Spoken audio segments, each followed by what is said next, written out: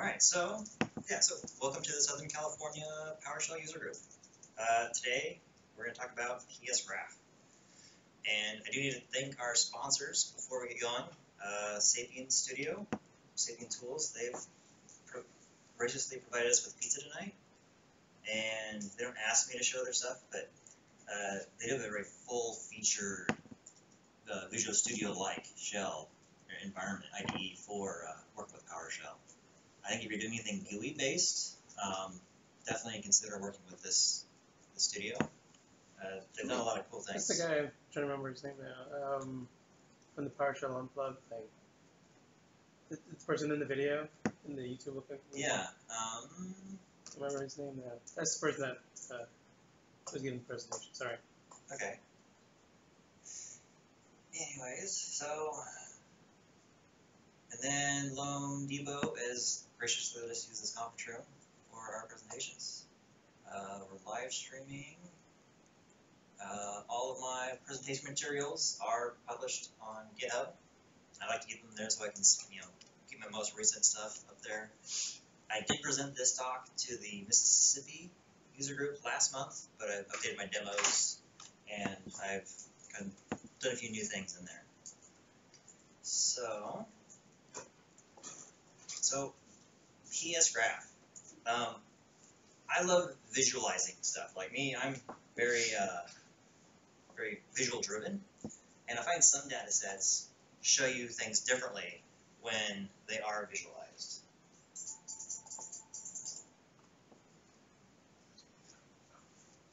Sorry about that.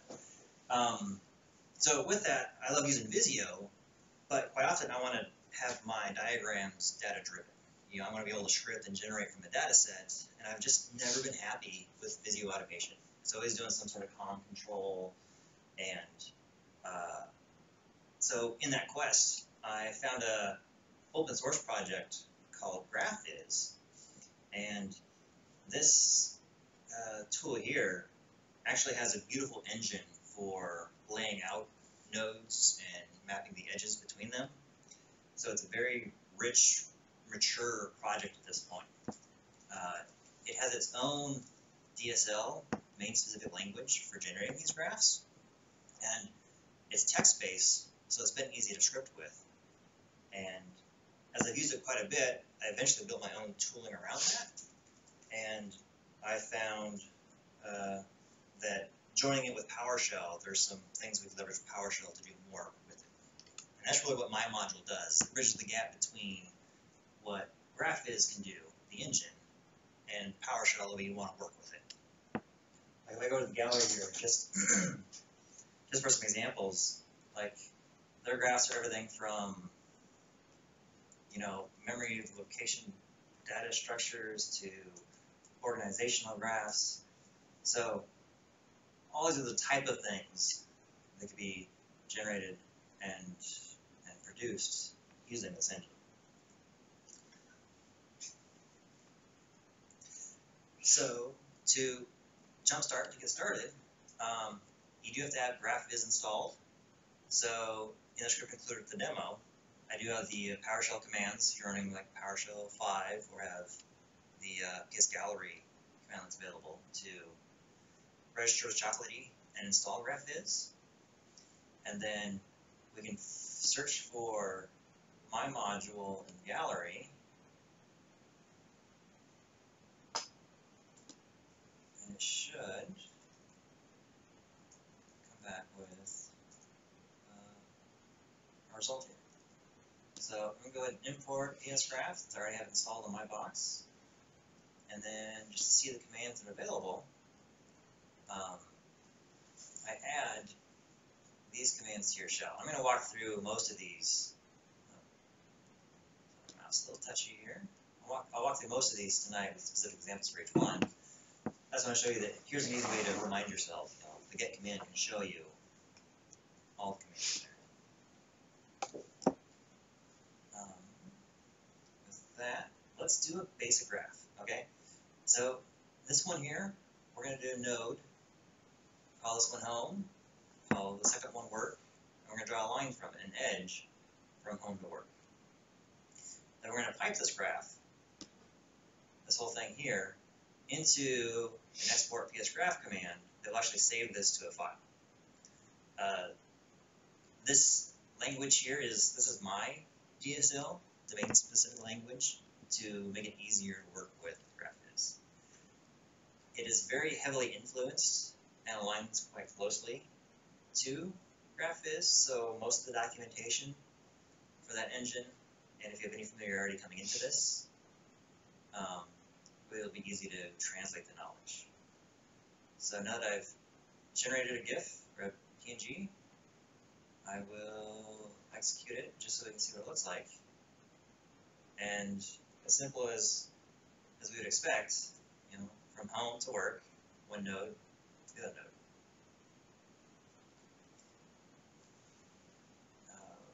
We've got some shortcuts here. Let's simplify it a little bit. And if we draw an edge from a node to another without calling it out, it'll put it on there automatically. So I don't actually have to call something a node for it to show up on my graph. So in this case, I'm just going to draw a couple edges from home to work and work to home. And then I'm going to change my export PSGraph function slightly just to use the show graph option instead of saving to a file and loading it. It kind of wraps that into one execution. And there we go. We've got our two edges, and the nodes just showed up automatically. So, sorry, where is it showing that one? The show graph. I'm sorry, where is it sending it?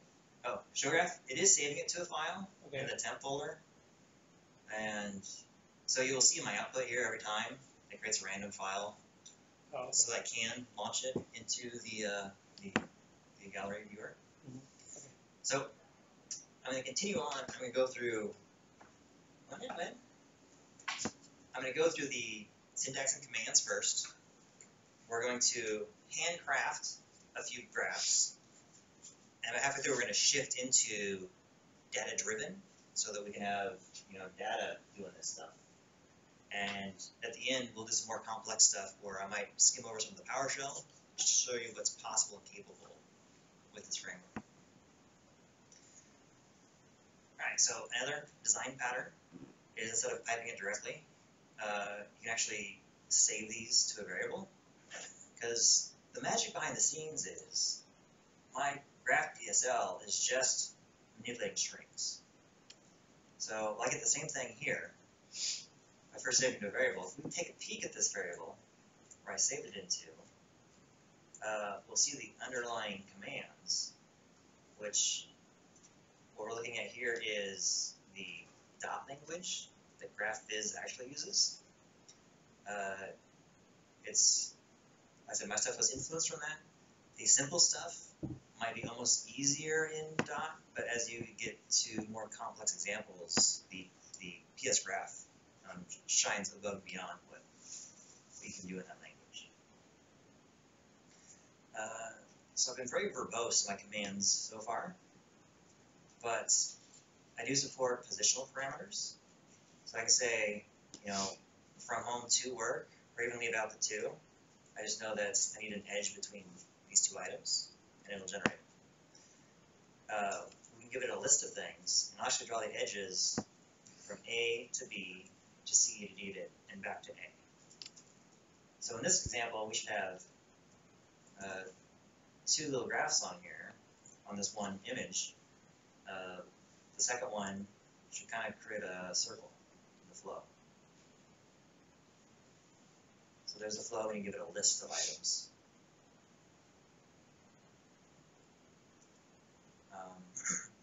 At any point, I'm flashing by too fast, let me know. I'm really comfortable with this stuff, but I know getting these basics down will help you understand the more complicated stuff later on. So let me know if I do flash examples a little bit too fast at times. So then we move into attributes. It's one thing to draw edges, but sometimes there's some more metadata you can supply that will change the way they are rendered and drawn on the graph. So here's an example where this edge between these two. I'll give it a label of car for some odd reason. And then I'm going to color this one red. Or the second one, I'm going to use the positional parameters, like leave off the dash attributes, and give the color blue. So if you like the verbosity, I have, you know, the parameters out there, but I do have the shorthand for those that prefer that. So I run this one. We'll see your colors. And this first one has the label of car, second one, color blue. And then nodes also have attributes, which is actually the reason why you want to specify a node.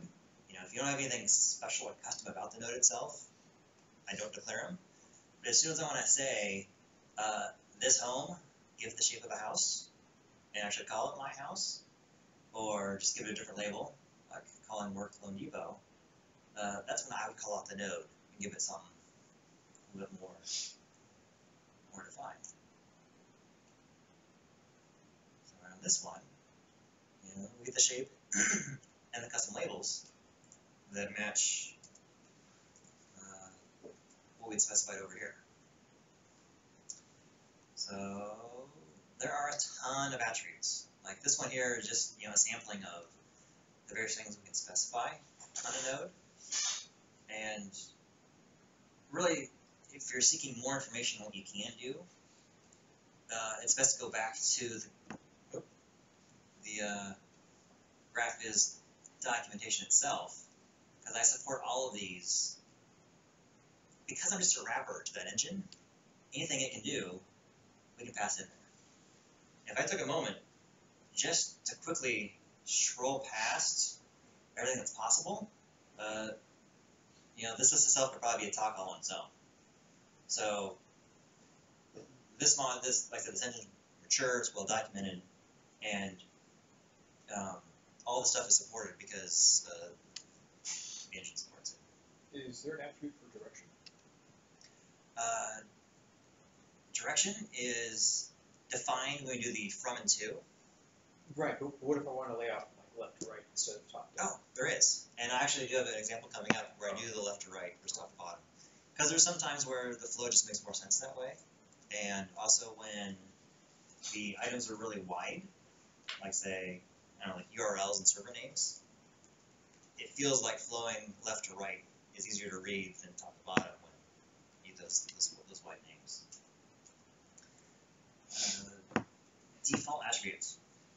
So we can also globally say, hey, for every node past this point, give it this attribute. So in this case, I'm defining attribute for nodes, and because the edge auto creates nodes, they'll inherit those properties. So when we run this guy, we'll see that the nodes are boxes now, and the edges are purple, based off those global attributes that were defined above. Now, if for some reason you want to override one of those, we can. So if I go home, I want to call this one here shape of house. It should, cross my fingers here, simply give that one that shape. So it's kind of like, it's like the defaults, but you can always override them downstream if you can always override them for a specific node.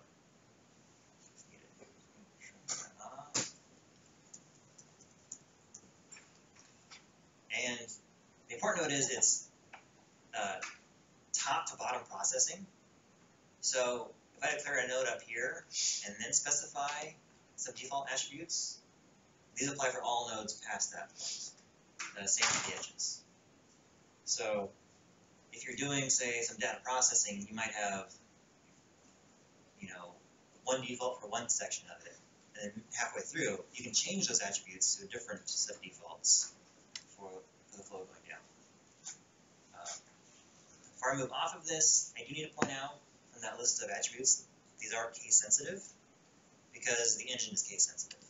So if I were to have the wrong case in here on the name of the attribute, they'll actually end up being ignored. And I think they'll be ignored without throwing an error. That's just one of those nuances to be aware of, is the underlying engine itself is doing the checks and validation on that. I do intend in a future release to actually handle that for the user, because I think PowerShell, we should. But is the rest of it case sensitive? So the PowerShell commands themselves that I introduced are not. But I'll show you another example later on where case comes back into being a potential problem. When you're asking about direction, the keyword for that is ranked-er. Left to right versus top to bottom is the default. So when I run this one, I'm giving the graph a label and changing the direction to go left to right. Graph. Actually, yeah. So here's that flow where we're going left to right. My custom label shows up there just like we defined it.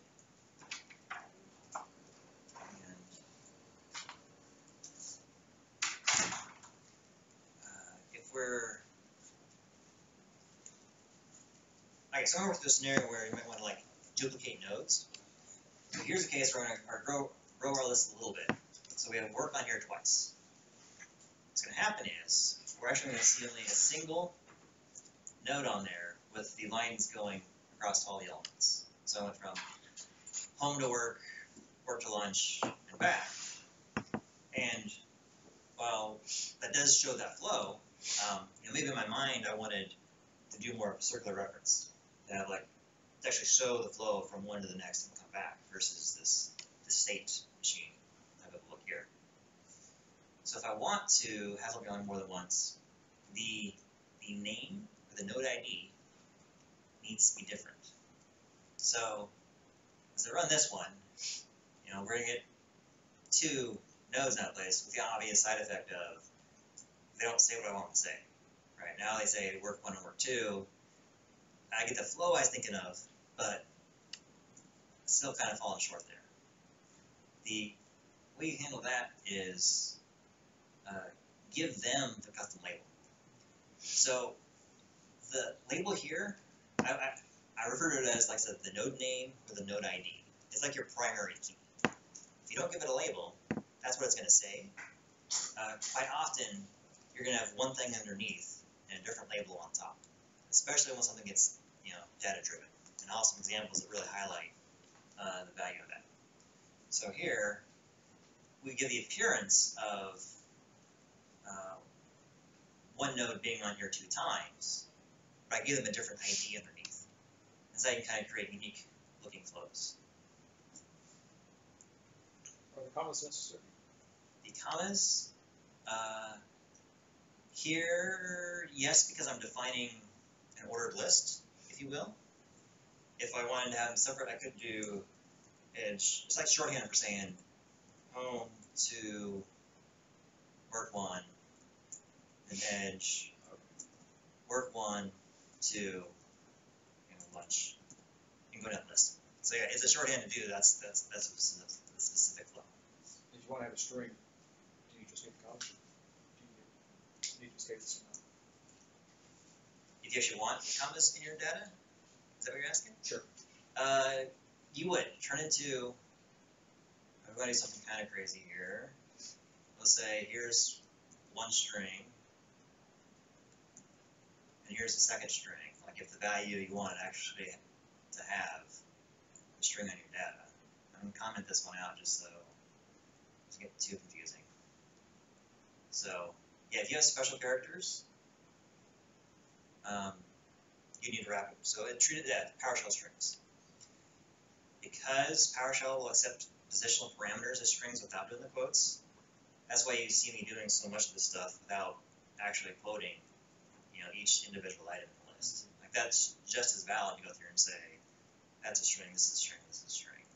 So the reality is, it's PowerShell magic is why I don't have quotes around everything else. So I think, my fingers here.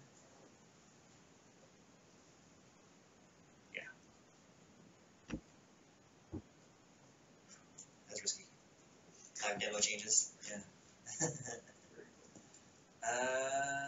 Now sometimes we want a little bit more control. This is where you need to give the disclaimer that when you're automatically generating graphs, the beauty is they're dynamically laid out.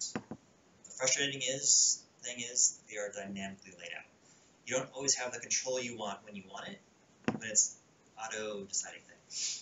But there are a couple things we can do to help. First one is the rank keyword. And this says, hey, rank these guys the same. Put them on the same level in the flow. So if you're going to talk about bottom or left or right, they'll be kind of beside each other within that flow. So here's where I finally move, this work to be a brother of or an equal pairing with this other work. So I get that the actual flow I was probably imagining when I pulled this demo together. The other keyword is subgraph. So you might have smaller graphs within a larger graph, and you can connect nodes to them. The syntax for that is actually calling it a subgraph. The gotcha is they got to be numbered sequentially. So their first subgraph is 0. The next one will be subgraph 1. But when I run this, those guys will be boxed off. So I'm going to run this guy from the side of this so you can see. The subgraph is these nodes here, and I'll try to group them, pull them closer to each other. But I do have edges that connect everything together. So this guy is actually reaching into this subgraph because that's just the way the edges were defined. It's possible just to connect to the subgraph box. Yes. The syntax is really weird on that one. So I'm going to play this as an advanced exercise. And the reason why is I'm kind of changing some names here. So I mentioned how, right, under the hood, we got something that's getting more complex. So here I'm going to show you what the actual .viz language is. And they use this keyword cluster, and you got to do your edge in a special syntax. So exercise for the later. But it is possible. Alright, so let's start building some really cool graphs. This first one we're going to do is like a server infrastructure diagram, where I have a multi-tiered application.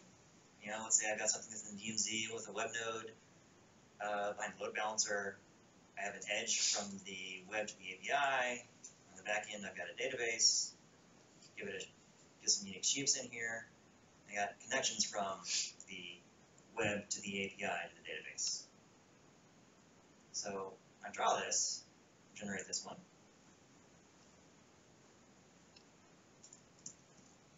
We have all the elements I just specified. Load balancer, web, API, database.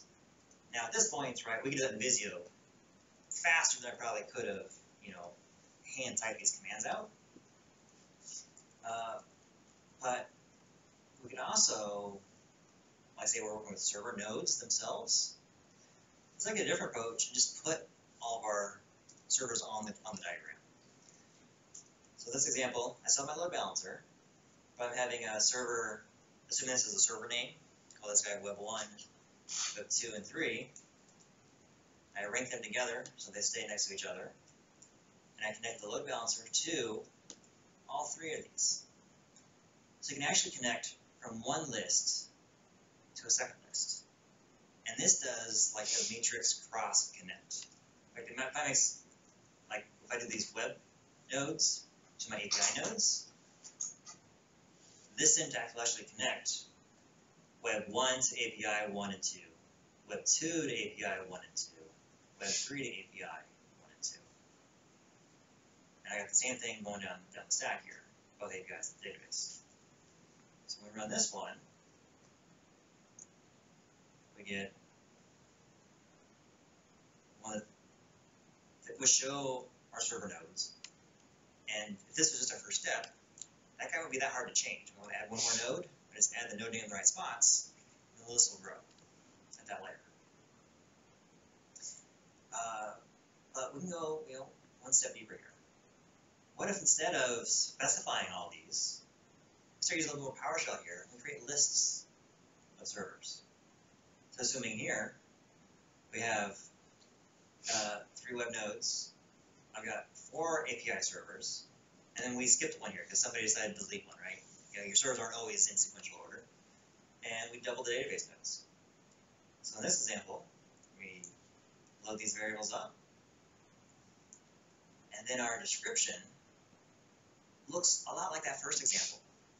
Like I could almost use, like I was talking about a higher level of abstraction.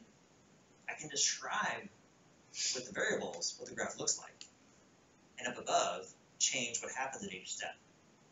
So we can do for a load balancer to an array, or from one array to a second array. When we run this one, we'll get the same graph we've been staring at.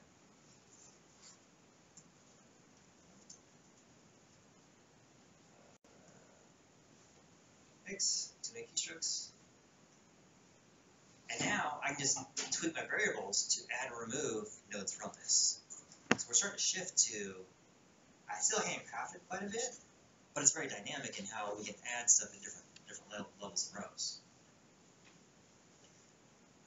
I mentioned how it's dynamically doing things. That's really you'll notice that, my nodes might not be in the order I intended here. I haven't played with it enough to know an easy way, a simple way to say order these across a ranked set, but that's just one of those nuances you have to accept when you're doing dynamically generated stuff. Okay, let's go one step further. So instead of putting these things in arrays, let's pull them from real data. In this case, I have a CSV I'm going to import here. It's going to have a larger list of servers. When I generate this, I've got everything from, several web servers, several API. I'm doing the same thing I did above. And in this case, it's a CSV, but it could be your Active Directory, SCCM. It could be metadata, like wherever we want to define this stuff, we can pull it. It's easy to look at variables, like you'd expect. Uh-oh. What happened? You forgot to select the export servers. Let me just run this guy again. Expand property, but no. Oh. Probably. Name. Let's look at this guy again.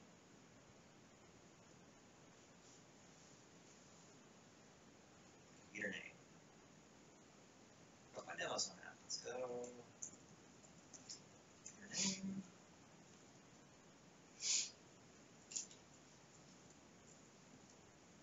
All right.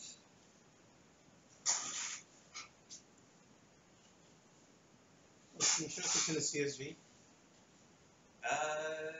Yeah, let's do.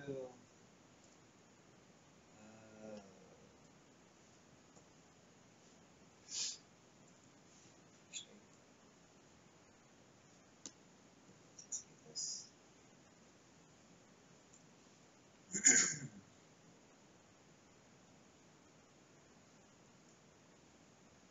What was that data? You showed us. Yeah, so CSV is literally just computer name,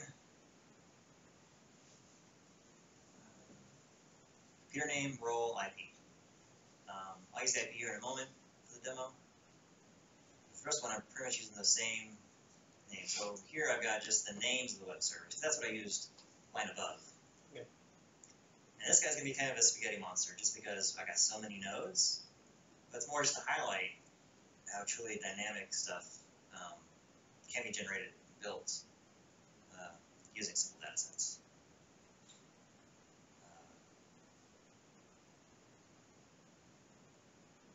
And again, as I talk about simplifying stuff, the insanity of this underlying graph just rolls, the underlying language is individual nodes to individual nodes. And that's what PSGraph is really hiding from you. is that it should work. Okay, so I want more information. I want to put in the details within each node. So in this one, I'm going to add an IP address to the nodes. So let's go. One thing though I was just thinking of is that couldn't you have used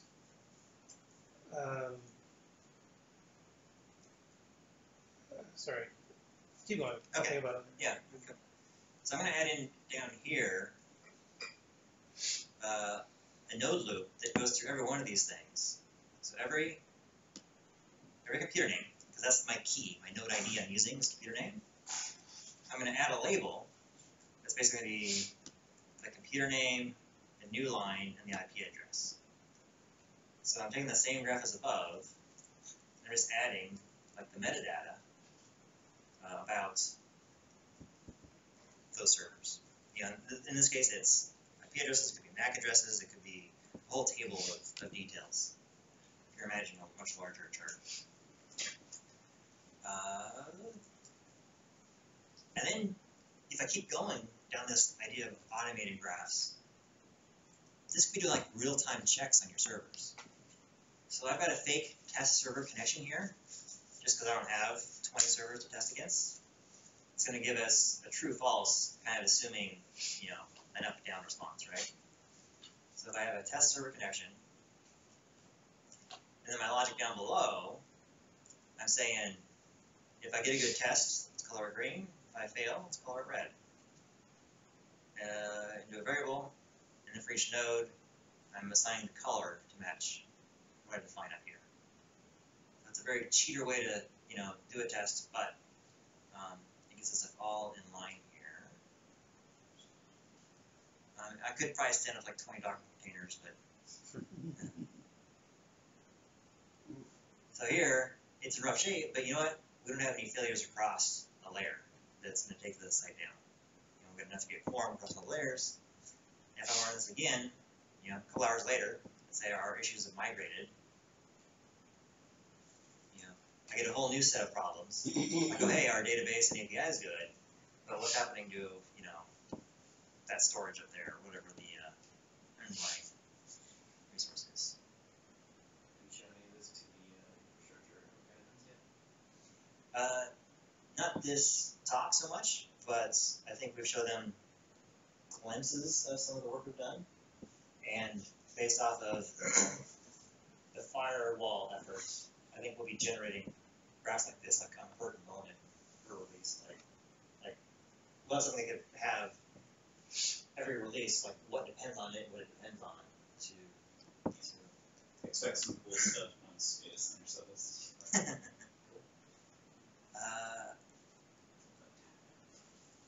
Okay, so that's, you know, I've done a lot of massaging on that graph. So I'm going to shift to a true, like, enumerating simple data sets. So this one we're going to do an organizational chart. So we import this CSV, and the structure of this CSV is, you know, every person. All right. So we've got every row has an ID, a name, a title, and a manager. When I'm picking a node name or ID, I try to use whatever the parent ID looks like. Like in this case, you know, the manager is just a numeric field and it references this ID. That's a beautiful candidate for that node name. Even though you might have like a username or an email address, like if you can have the relationship in the data, it makes everything else so much easier when you're doing this relation stuff. So that's our data set, ID to manager. And in the actual chart, I'm going to do the first loop for every person. I'll rename these later. For every person, I'm going to do a for each loop. And I'm going to say the ID is the name, and give it a label of, or yeah, the node ID is the name, is ID. I'm going to give the label the name of the person plus their title. I'm going to do a second loop where I get the people with managers. Like this here's the equivalent of saying where not equal, or where manager equals something. If it's null, like that first row, that'll basically be left off the list. For each object, we would edge from the manager to his direct report.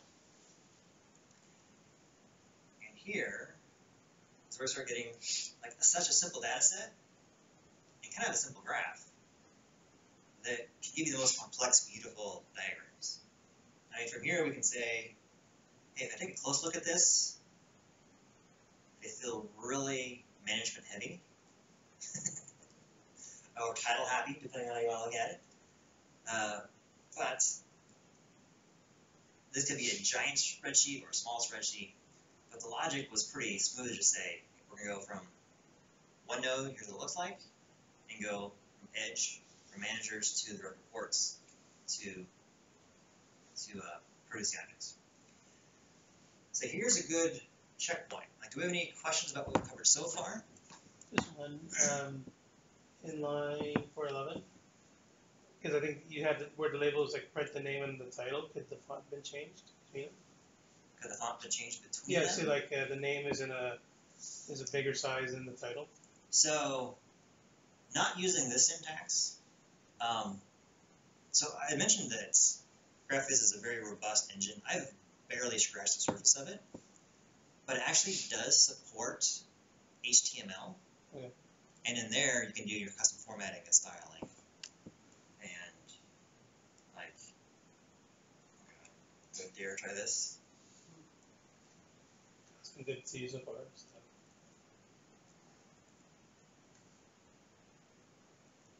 Can't be right, can it? You know, I'm not going to venture down there because I haven't actually written code like this. But some of the main users that have utilized this, most of my pull requests came around the HTML processing. So consult the documentation. It's pretty good. And okay, so children one. So this is such a common pattern. This take a list of things, loop over it, turn it to node. Added a second style syntax to my commands, which I'm calling like inline object enumeration. Kind of a mouthful, but the idea is, if I take my node, the same stuff that as before, like this is a rich object that has for each row the ID, the name, the label, or the title, and the manager. So I'm giving node the entire object, and I'm providing it a script. Say the node script is the script block, and it executes that for each one.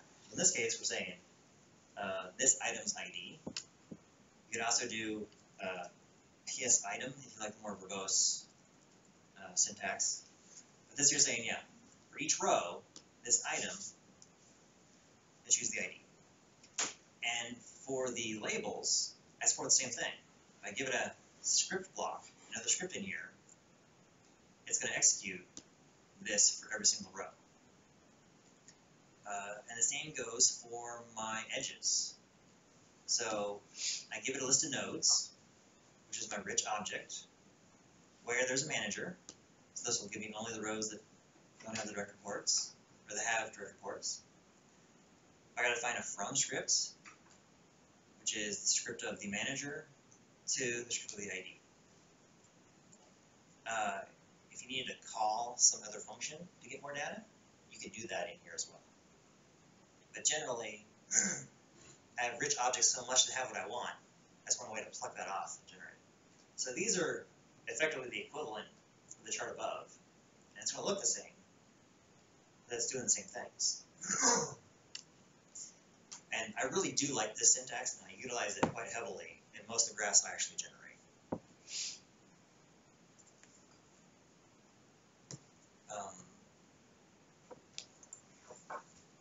Okay, so other graphs. Let's do some fun stuff with our machine, okay? I have a list of processes on my computer. If I do the get sim instance, it will give me the rich object from basically sim.wmi. And if I look at this in the table, you'll see that each process has an ID and a parent ID.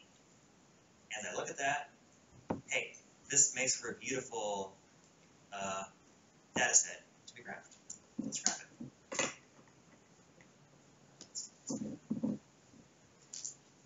So we're going to say, I'm using my script. So here I'm doing that left to right, put in a box. My rich object is the process. The node script is the process ID. Give the label the process name so it's easy to read. And we do the same trick with the from script, right? Process from parent to child. And I run this guy.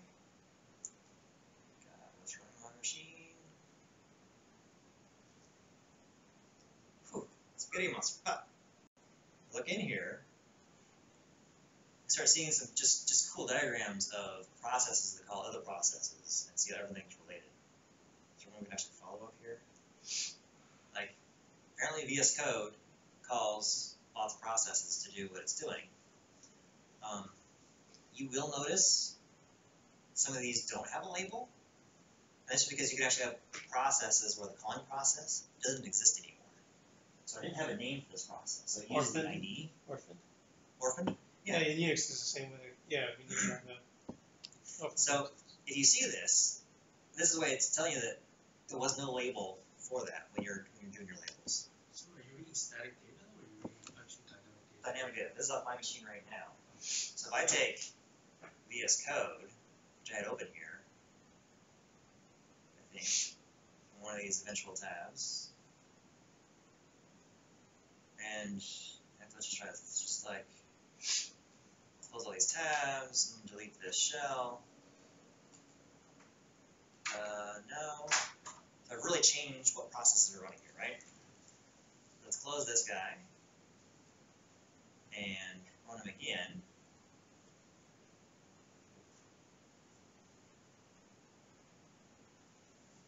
Hopefully he's at the top still. It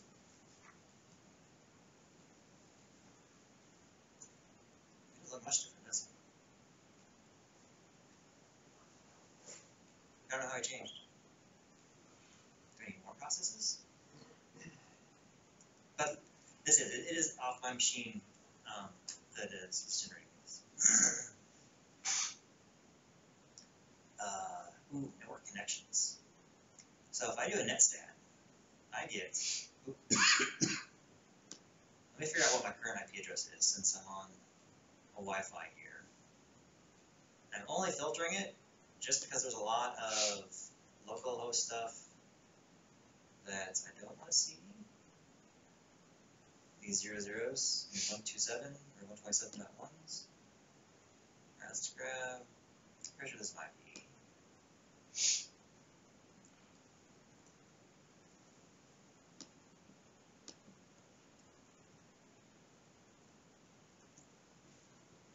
Alright, let's run this line now. So I have all the connections for my machine. Just enumerate here to see what we have. Basically have me connecting to other systems. Listen to those real time. Like right now, I have a list of everything I'm connected to. And this one, left to right, we have a rectangular node. The edge parameter, I'm going to use splatting here, just because this gets so wide to look at. So I'm predefining what parameter I'm going to call here in a second. So I'm going to say my node is that netset object from the local address to the remote address. And my attributes on the edge, I'm going to add a label of the local port to the remote port. So I'm going to get all IPs and ports that are used in this communication here. And I'm going to splat it to the edge, which is a common PowerShell way of predefining parameters and using them on a function. Which actually makes your code really clean when it's getting too wide. And here is all of the systems this box is connected to. In theory, you could run this on several machines and combine the results. I don't know what value this has at the moment, but I see several 443s, so I know I got SSL going, and 528, I don't know what that is. but it's on there. And I see I've got like 4 connections with this guy. So each connection, each edge, will show up multiple times. So that might be worth investigating. Are those the total number of connections you have on that machine currently? Yes. Oh, All of them from that are using this as the source IP. I filtered out IP6, which I shouldn't have to worry about, and my local host stuff that's connecting back to me. But to answer your question, yeah, this is everything in the wild. they're open, not necessarily. This isn't permission. This is actual open connection. Open connections, yeah. If I do a netstat, this is what gets displayed. I was using getNet TCP connection. If I do a netstat Isn't that the same thing? AO, it is. You do a get alias netstat, I think it tells you what the command is. Yeah, so those will be also in this list as well. I cancel that guy. Go ahead and hang my session. There we go.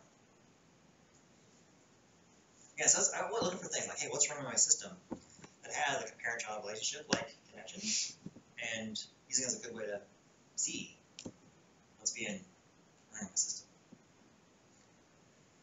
Okay, I can actually combine these last two.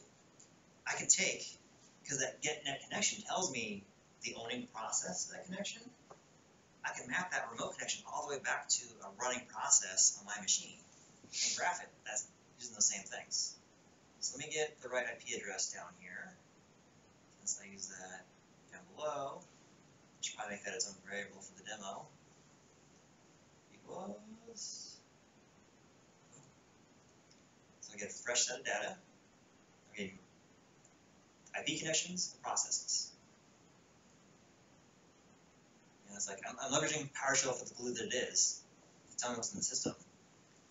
And then I start out very similar. Okay, each process, I want to have the process name on it. For the netstat, I want to say the owning process to the remote address. And I'm using the same local remote ports. So because netstat gives me such a rich object, I have that data I can plug into. All right. So not that one.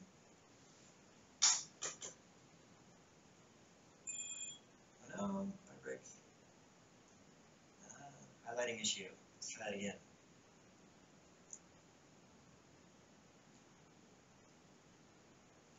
There we go. So this is, hey, it's the Windows Store app. That's the one that had all those connections open up. Suspicious, I guess, I don't know. And then OBS 64, that's my open broadcast. That's actually me streaming to those two boxes. I'm sure one of them or both of them are YouTube. And then Chrome, all the tabs I have open are also charted here. So this is one of those fun ones we actually see, patterns and things in the data that you just don't notice when it's just a list of things that just scroll right past you. All right, services. What am I doing with this one? Okay, get services. I'm going to, actually I'm going to take all the services and graph them. I have my node script again, where I'm going to say the name, and I'm wrapping here with the attributes. So I got the display name's label, and I'm doing a fancy thing here where I'm checking the status to say, is it blue or red? You will notice I'm using the layout engine for this one. Traditionally, we get a hierarchical graph, but this does support, nope, that was too fast, different layout engines. Once you get a large data set, it's worth experimenting with these other ones because they produce different spaghetti monsters. And some are easier to process than others. This one here, what did I have on there actually? Radio. Alright. This one basically just lets them all float freeform and let the edges pop out. Now I have no edges on here yet, so it's just going to be a great big grid full of surfaces. red and green depending on if they're running or not, or blue and red if they're running or not.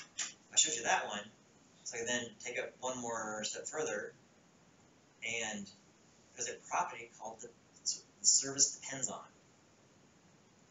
So if we look at that, get service, what it depends on, we see that the relationship between services and dependencies.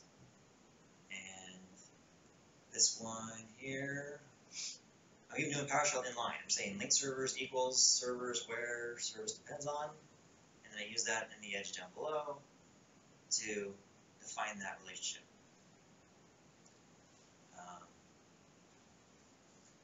We got hierarchical in this one. Let's see how, I might play with a couple of these, see which one looks the best. I think these are chaos, but still kind of cool at the same time. Alright, so another one of those giant spaghetti monsters. Then I got lots of them over here on the side that link to nothing. So they're just kind of floating out there on their own. We'll notice lots of these really like to group behind RPC. Then here's where I'm going to point out this other issue where case sensitivity comes into play, is that the node ID is also case sensitive. So you'll notice a couple other clusters, they're also talking to RPC with a different capitalization. And then I think I've got at least in a third spot down here as well, you know, RPC as well. So there's some cases where, you know, I mean, I can usually see the relationships, but I want to normalize this data a little bit better so that these RPCs all kind of come together. To support that, I have what I call node format script. So this is like my normalizer, that every node ID will get processed through this function. So if I want them all lowercase, which is the most common script I use, I can do that. So like this graph here, right? I've got a mismatched case, work to work, lowercase and uppercase. Just like we saw above, they're not going to be the same node. They are two different nodes. But if I normalize them by lowercasing the node ID or the name, and run this again, it then sees those as one and the same. Behind the scenes, it takes care of that. Now you notice it did lowercase them. So if you want proper case, you have to add a label. So you have, you know, your view instead versus your data. And if we need to set it back, you can call the function with no script, and it'll restore defaults. Quick question. Yes. What is the pipeline variable referencing in line 509? 509? So within the squiggly brackets. Oh, so the pipeline is always this item. So, right, it's like if you're doing, across the pipeline, the for each, it's this item. Mm. It's a placeholder for when I do process the node. That's the node ID will get basically substituted in there. It's calling on the node ID to lower. I mean, if I want to, maybe I could have like, you know, string.toLower and pass it in the underscore. But yeah, this guy here is the value coming from the node ID at a higher level. So now let's run that same chart, and I'm going to normalize our node IDs.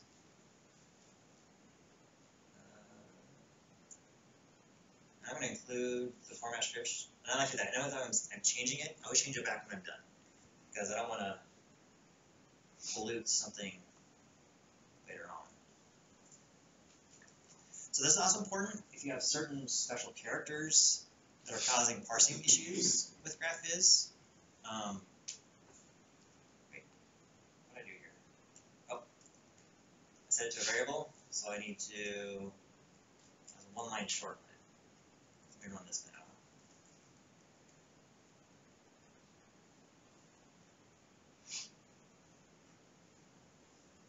All right, now this monster all collects down to the RP service, exactly what we wanted. Like now they all come and give us the proper flow from one service to the next, all the way down to RPC.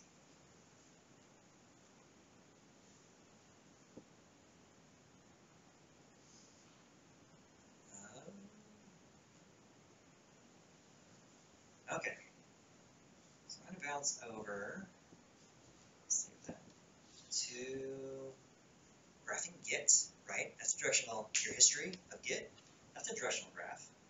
So let me change into a Git repository that has several check-ins on it.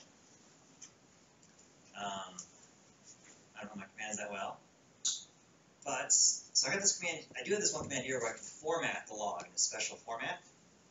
And I'm doing this so it's easy for me to parse it out later.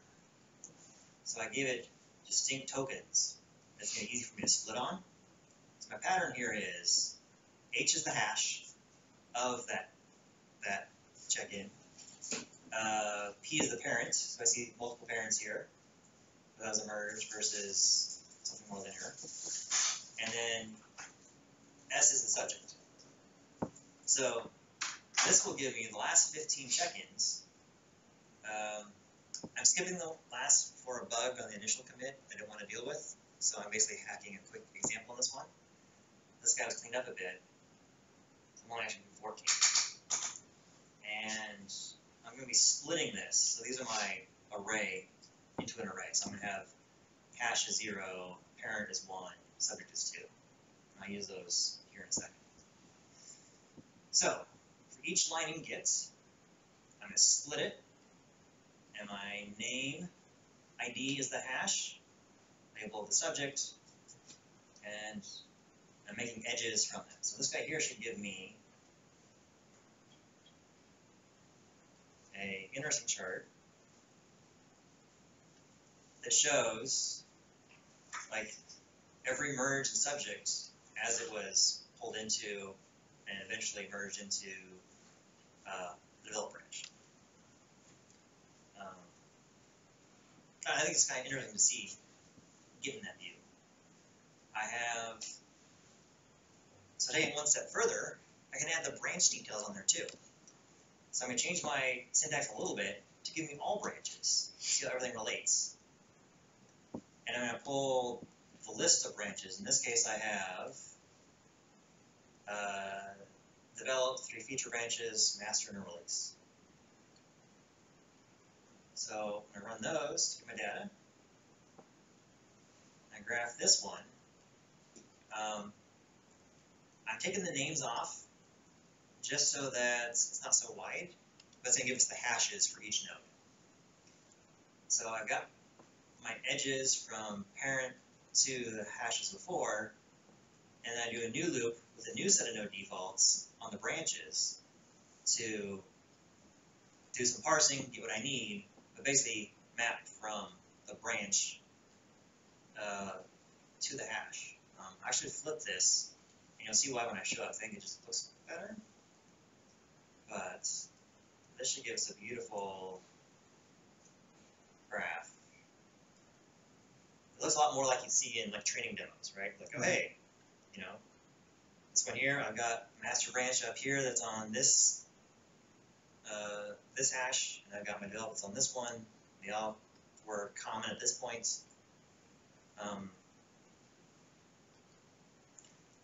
And this being this guy as being dynamic, I can change into like other Git repos, PSGraph, for example. And let me reload my data set here.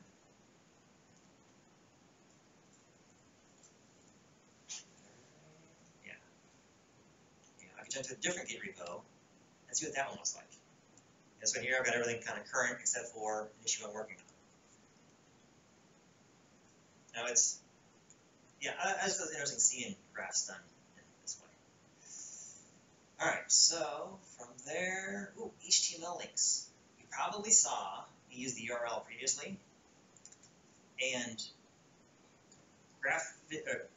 the GraphViz engine supports different output formats. One of them actually can use this link to process stuff. So here, I'm going to add a link out to GitHub based off the hash. So I can actually click on a node to get the details of that check-in. Everything else is the same. And yep, same source data. So when I run this one, I'm going to produce two files, a PNG file and a map file. And the details of what I'm doing here is in the documentation for GraphViz. It's actually combining these to make a clickable item. It's actually shove them into an HTML file, and I start the HTML file. So this all comes together beautifully. I get my branches again. If I want to say, what did I do with minor adjustments, I can click on that and actually go out to GitHub and get those minor adjustments. So, like, that little thing of URL is such a powerful feature of tying data together. That was actually one of my questions. Is there a way to represent this outside of just PNGs? It actually show these things through some more dynamic Yeah. experience with that. So you can, and you can also include interactive data in there as well. Yeah. So this is really cool because it's not just any one technology that you can use across. You can actually apply this to multiple aspects of the business and stuff in the different areas. So it's actually got a lot of potential power in that, and you're utilizing PowerShell on top of it. Yeah. Oh yeah, it's awesome. I'm going to do some last demo here is with Active Directory. And I know I'm getting a little bit faster because we're kind of like wrapping up on time here. Because I know details of all these demos are online. So I just got a list of Active Directory users, which probably has about, 50 or so in this one. So I got the rich Git AD user object. And I also have all the groups as well, right? So Active Directory groups, I see like everything you expect in the AD group object. So the first spaghetti monster is literally just take all the groups and toss them on there. Then we're going to toss all the users on there as well with slightly different descriptions and details. And then we're going to walk every group and get the group members of it and graph an edge from a group to the members. Right? So basically get both sets on the graph, find the relationships, and then draw the edges. This guy, again,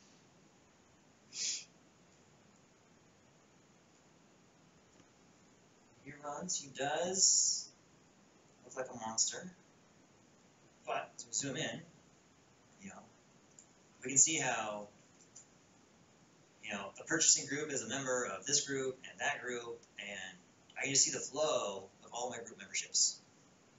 Now, I thought this would be the killer demo right here, but sadly, you get a large, like a real AD. This guy gets such a nightmare, you can't actually read anything. Like I've only got like 25 groups on here, and in some places, it gets harder to follow who's talking to you. So I go, all right, I need a different way to represent this.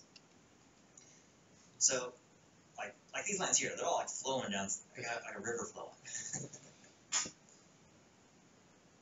So, bear with me. I started to go a little crazy on this demo for this one. But, so for this one, I'm going to create a graph for every one of these guys. So for each group, I'm going to create his own graph. Shape, I'll get the members of the group. And if there are members, I'm going to graph them, an edge from the members to this group with color and style to it. And then get the principal group members, which is everything this guy is a member of, and do the same thing. If there are stuff that's a member of, I'll draw the edges and create the beautiful notes. Then, I can put each of these guys in their own file, their own HTML file, and we're going to cross-link these guys together.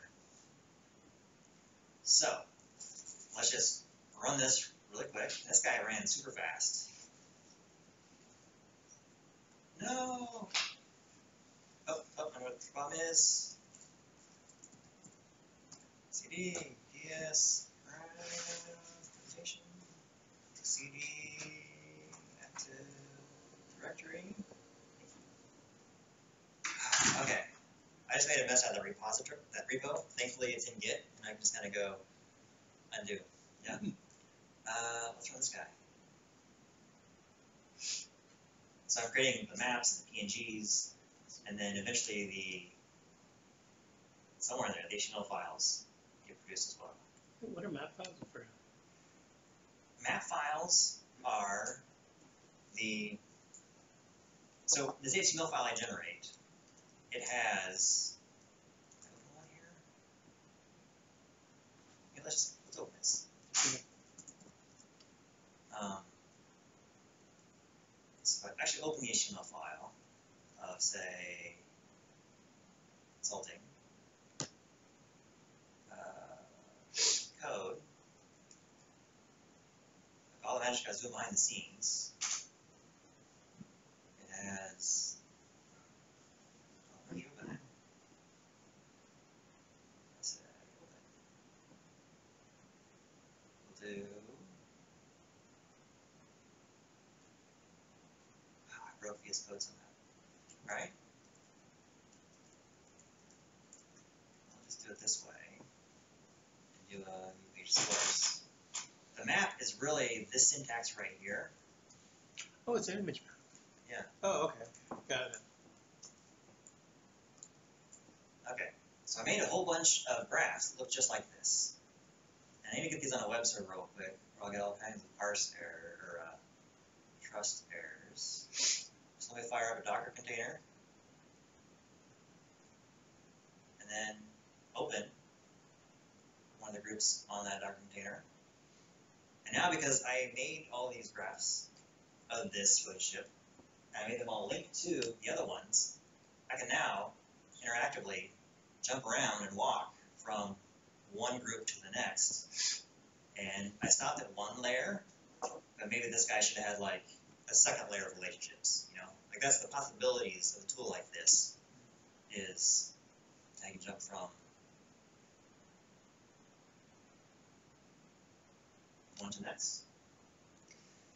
So that is the end of my demos for PSGraph, and I hopefully kind of gave you guys a roller coaster ride here of, here's how you get started, here's what's possible, and hopefully you're thinking of some data sets that you've seen in the past that you might be able to do, you know, something like this with.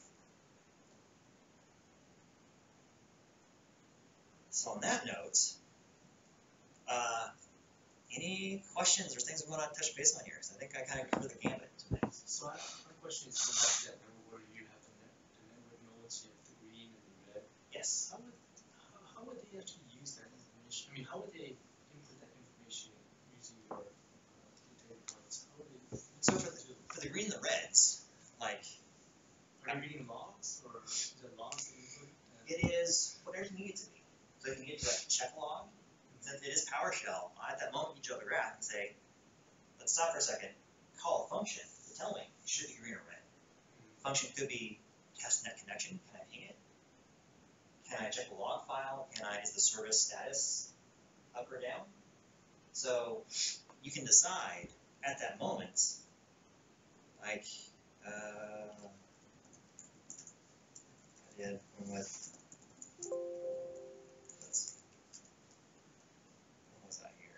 I did one with services right here. I decided the color based off the status of the server. And this is an object that already told me if he was good or not. But then, so I'm saying, where are you getting the object to do that response, the status response? For this one, I just did the Git services we all know and love. And he says, you know, I'm stopped or running. Got it. But I had an earlier example up above where I called a function. I was doing the infrastructure one. This one here. So here's the example where for each server, I call something that tells me true or false on that computer name.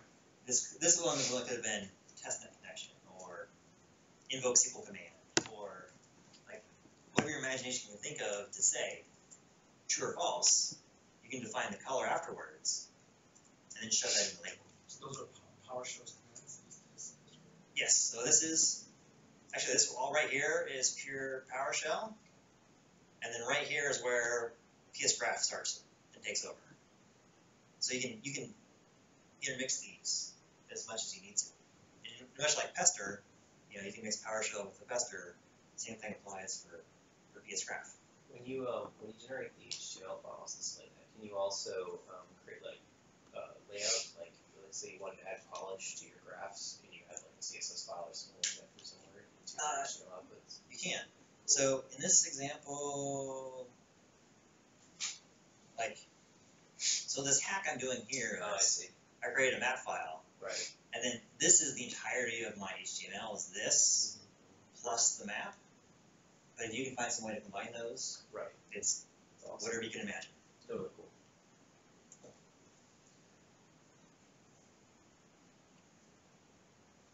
So if you wanted to dive into it, you could even do CSS and JavaScript behind your graphs to do some dynamic stuff. Animations, all kinds of. Transitions and Yeah, this is just an element within. That's why this is really a powerful tool to use, because like let's say you want to start doing network diagrams or something, or you want to do something where you're just sort of diagramming out maybe the trunks on a switch or something like that, or you're setting up VLANs and you want to identify ports that belong to which VLANs. You could actually do that stuff. And things like G3, which are proprietary to like Cisco equipment and stuff like that, they only work within that environment, so you're kind of locked to use those things to generate the network diagrams, but this is agnostic, so it doesn't. That's it too. Like if you already have a tool that does right now scanning but not rendering, you know, if you've got the output and parse it, Right. you can produce these things. I could go from like a network to then coming to like one of my sites or something like that, where I actually build out a site map and I generate an XML file from that and stuff using this instead. Yeah. So cool. Very cool. So you wouldn't need something like View Realize for NSX or something like that, because you can want it. Yeah, it's like, I mean, it could be, you know, get VM, what network adapter, right, with your IP, and all of a sudden I'm hitting the vCenter to generate this. Yeah. I mean, the data, and then Or the graph. NSX, like your network policies, where they apply to. Yeah, that's really cool. And I know that very last example where I'm, you know, sharing HTML to jump between stuff is, you know, a pretty high and advanced example. But when you have like the most complicated graphs, this is a way to allow yourself to dive into them and explore them a bit, versus the spaghettiest of spaghetti monsters that, you know, can be hard to process. And that is an issue too. I mean, I'll admit that once the graphs get to a certain size, it's really hard to follow.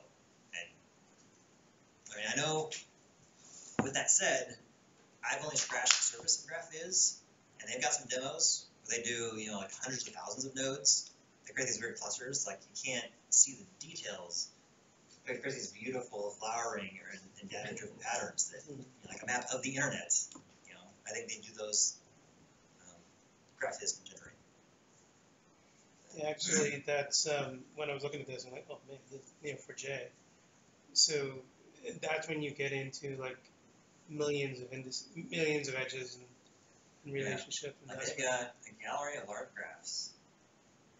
Oh, wow. They're doing something. you got Yeah. Caterville. So the magic behind that is my export PSGraph is really truly just calling the executable for graph is. You can take the output here and pipe it into the other tools for that ecosystem. And I haven't looked into how these are done yet. Like that's kind of in my queue, because there's some of the most amazing things at times. But yeah, it's possible. I guess I do have, I can find it quickly here. Oops, wrong window. I do have, so when I was presenting last month, somebody actually hopped on the session and said, oh yeah, I actually use your module all the time, and they built their own module around this. I think it was this one. Yeah. This guy here is doing the scripted diagrams. Example here, where he's the one's actually using HTML in his notes. And so here would be a resource for examples. Is he's doing lots of cool stuff for each node and documenting flows and things. And I haven't dove into what he's created here enough to really give it justice, but I think He's using predefined PNGs. like he has a pattern where you fill out the spreadsheet, the data, and then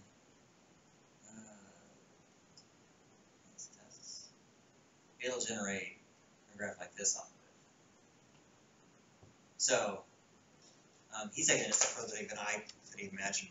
And he's doing even this stuff up here. He was saying, talking about how, yeah, layout is hard, but this is also graph viz, like a subgraph was used to generate these things.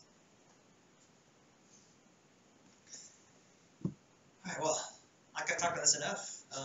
Thank you, everybody, for coming.